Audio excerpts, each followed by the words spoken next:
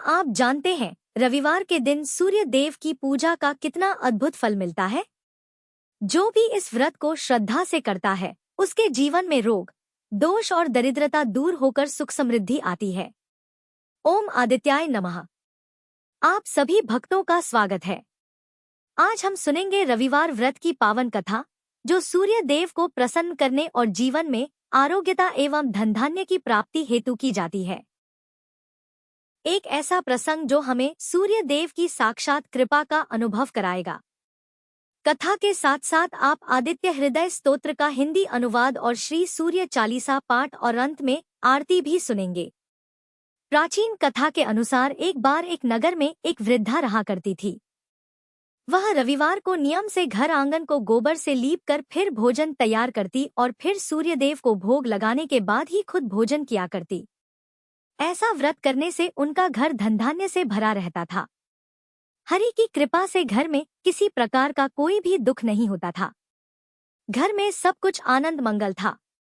इसी तरह कुछ दिन बीत जाने पर वह पड़ोसन जिसकी गाय का गोबर वह वृद्धा लाया करती थी, वह विचार करने लगी कि यह बूढ़ी माई हमेशा मेरी गाय का गोबर ले जाती है। यह सोचकर एक दिन उसने अपनी गाय को घर के अंदर बांध दिया। फिर तो वह हर दिन ही अपनी गाय को घर के भीतर बांधना शुरू करने लगी। इधर गोबर ना मिलने पर बूढ़ी माई रविवार के दिन अपने घर को लीप नहीं पाई। इसलिए ना उन्होंने भोजन बनाया, ना भगवान को भोग लगाया और ना ही खुद भोजन किया। इस तरह उन्होंने निराहार व्रत किया। सुबह से शाम, शाम से रात हो गई और वह बूढ़ी माई भूखी ही सो गई। फिर रात में भगवान ने उन्हें स्वप्न में दर्शन दिए और भोजन ना बनाने और भोग ना लगाने का कारण पूछा। तब बूढ़ी माई ने सूर्यदेव को बताया कि गोबर ना मिलने के कारण आज वह भोजन नहीं बना सकी। तब भगवान भास्कर ने कहा कि माता, हम तुमको ऐसी गाय देंगे जिससे सभी इच्छाएं पूर्ण हो जाएंगी, क्योंकि तुम हमेशा रविवार को गोबर से लिपकर फिर भोजन बनाती हो, भोग लगाकर ही खुद भोजन करती हो। इसलिए मैं आपसे प्रसन्न होकर आपको वरदान देता हूँ। तब सपने में भगवान का यह वरदान पाकर जब बूढ़ी माई की आंख खुली तो देखा कि आंगन में तो एक बहुत सुंदर गाय और बछड़ा बंधे हुए हैं। गाय और बछड़े को देखकर वह खुश हो गई और घर के बाहर बांधकर उन्हें खाने को चारा डाल दिया। इधर जब पड़ोसन ने बूढ़ी माई के घर के बाहर बहुत सुंदर गाय और बछड़े को देखा तो ईर्ष्या से प्रेरित होकर उसका हृदय जल उठा, और जब उसने देखा कि गाय ने तो सोने का गोबर दिया है तो वह गाय का सोने का गोबर उठाकर ले गई और अपनी गाय के साधारण गोबर को उसकी जगह रख दिया। वह रोजाना ऐसा ही करती रही और इधर सीधी साधी बूढ़ी माई को कानों कान इसकी खबर तक नहीं होने दी। एक दिन सर्वव्यापी ईश्वर ने सोचा कि चालाक पड़ोसन की वजह से वृद्धा ठगी जा रही है। तब एक शाम उन्होंने अपनी माया से बड़े जोर की आंधी ला दी।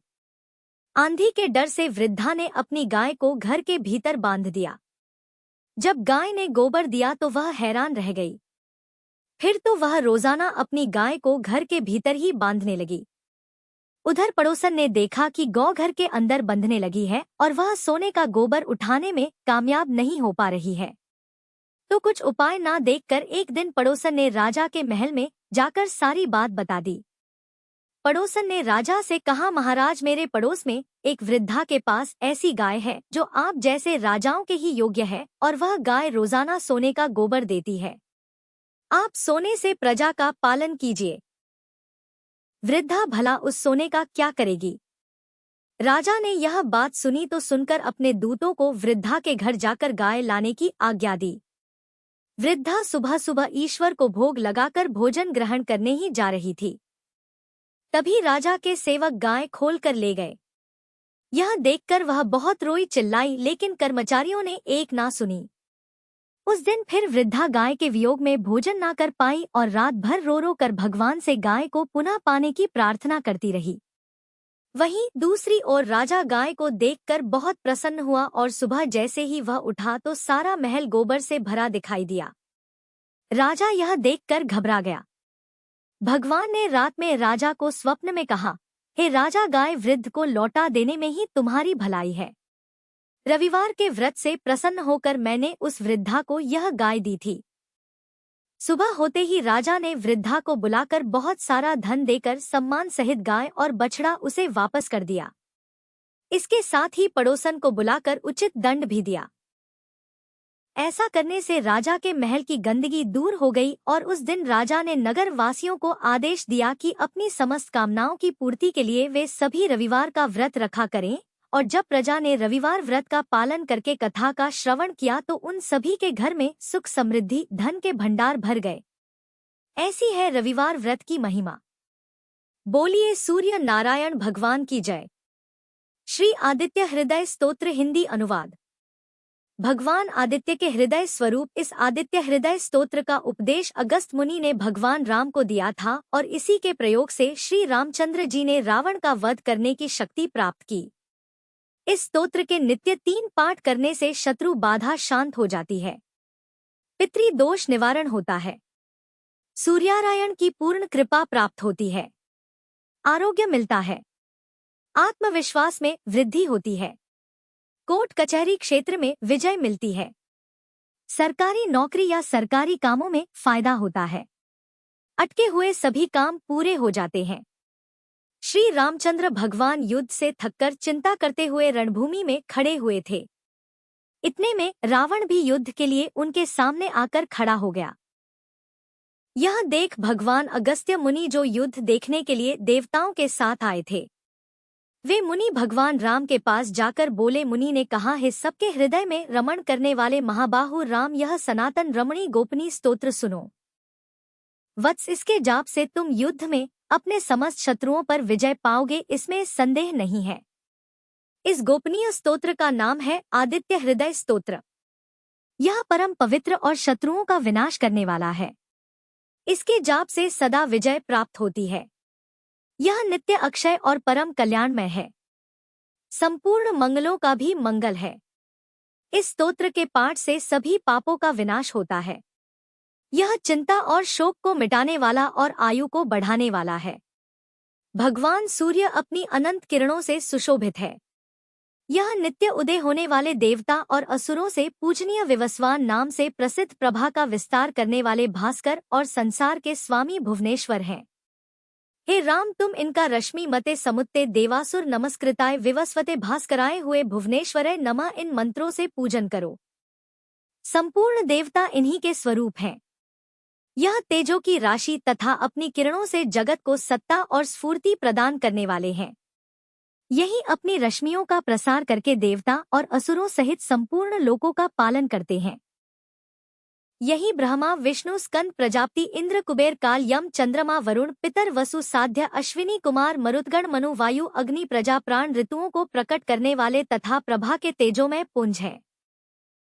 इन्हीं के नाम आदित्य, अदिति, पुत्र, सविता, जगतोत्पत्ति करने वाले, खग, आकाश में विचरण करने वाले, पूषा, पुष्टिदायक, गभस्यमान, प्रकाशमान, स्वर्ण सदृश, भानु प्रकाशक, हिरण्य रेता, ब्रह्मांड उत्पत्ति करने वाले, दिवाकर, अंधकार को दूर कर उजाला देने वाले, हरिदश्व, हरे रंग के घोड़े वाले, सहस्त्रार्ची, हजारों किरणों से सुशोभित, सप्त 7 घोड़ों वाले, मरीचमान किरणों से सुशोभित, तिमिरो उन्मथन अंधकार का नाश करने वाले, शभु कल्याणकारक, त्वष्टा, जगत का सहार करने वाले, मार्तंडक, जीवन प्रदान करने वाले, अंशुमान, किरण ग्रहण करने वाले, हिरण्य गर्भ, ब्रह्मा जी, शिशिर, सुख देने वाले, तपन, उष्णता पैदा करने वाले, अहस्कर, दिनकर, रवि, प्रार्थना योग्य, अग्निगर्भ, अग्नि को गर्भ में धारण करने वाले, अदिति, पुत्र, शंख, व्यापक, शिशिर नाशन, शीत का नाशन करने वाले, वमनाथ, आकाश के देवता, तमोभेदी, अंधकार को नष्ट करने वाले, घनवृष्टि, घनी वृष्टि के कारण अपामित्र जल को उत्पन्न करने वाले, विंध विधि, प्लवंगम, आकाश में तीव्र वेग से चलने वाले, आत्मी, घाम उत्पन्न करने वाले, मंडली समूह को धारण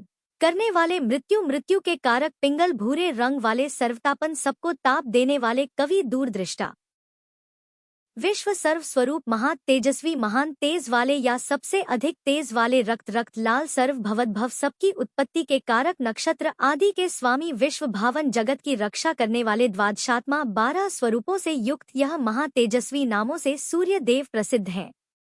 आपको नमस्कार है।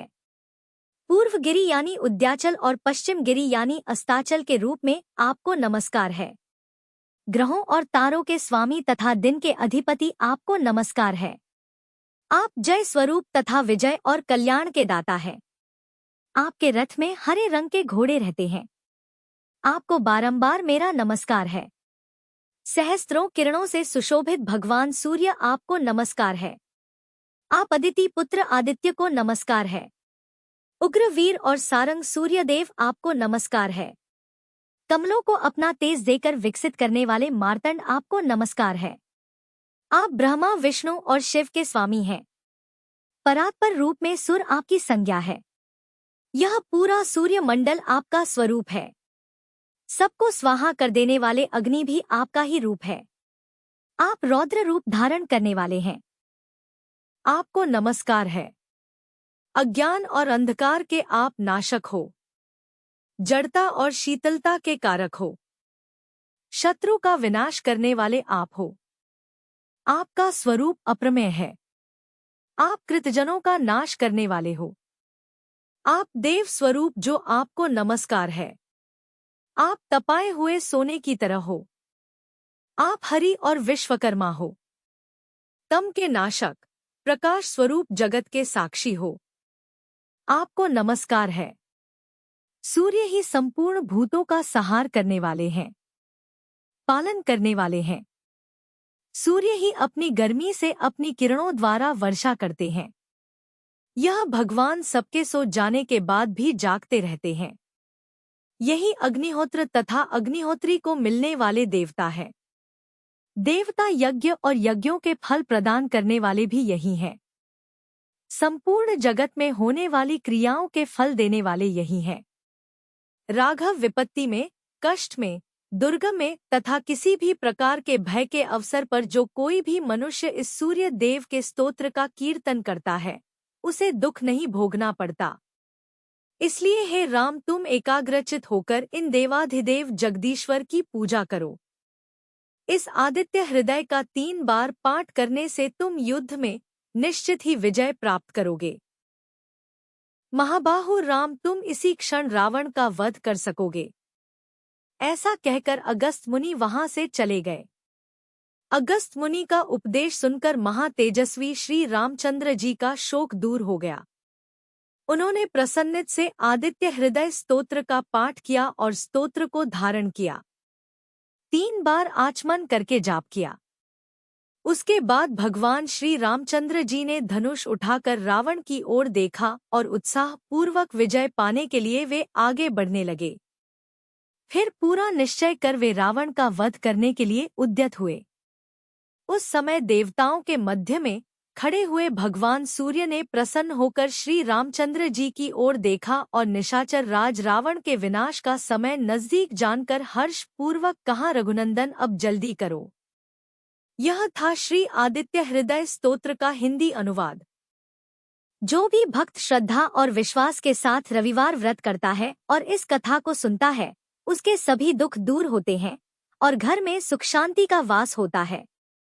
जय सूर्य देव। अगर आपको यह कथा अच्छी लगी हो तो वीडियो को लाइक करें, चैनल को सब्सक्राइब करें और अपने प्रियजनों के साथ साझा करें।